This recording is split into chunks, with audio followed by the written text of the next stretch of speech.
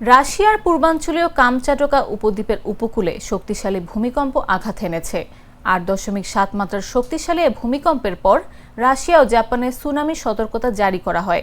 এদিকে সুনামি সতর্কতা জারির পর জাপানের ফুকুশিমার দাইইচি এবং ফুকুশিমা দাইনি পারমাণবিক বিদ্যুৎ কেন্দ্রের কর্মীদের নিরাপদ স্থানে সরিয়ে নেওয়া হয়েছে।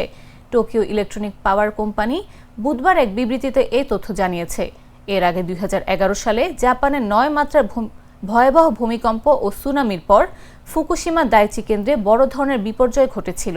বিবৃতিতে টেপকো জানিয়েছে, ফুকুশিমা পারমাণবিক বিদ্যুৎ কেন্দ্রে অস্বাভাবিক কিছু ঘটেনি বা কেউ হতাহত হননি, তবে তারা সুনামির সতর্কতা গভীরভাবে পর্যবেক্ষণ করছে। জাপানের আবহাওয়া সংস্থা পূর্ব উপকূল জুড়ে সুনামি পরামর্শ জারি করেছে, যেখানে 3 মিটার উচ্চতার জলোচ্ছ্বাসের আশঙ্কা করা হচ্ছে। মার্কিন ভূতাত্ত্বিক জরিপ সংস্থা জানিয়েছে, ভূমিকম্পটি পেত্রোপাভলোভস্ক কামচাটস্কি শহর থেকে 136 কিলোমিটার পূর্বে আঘাত হানে।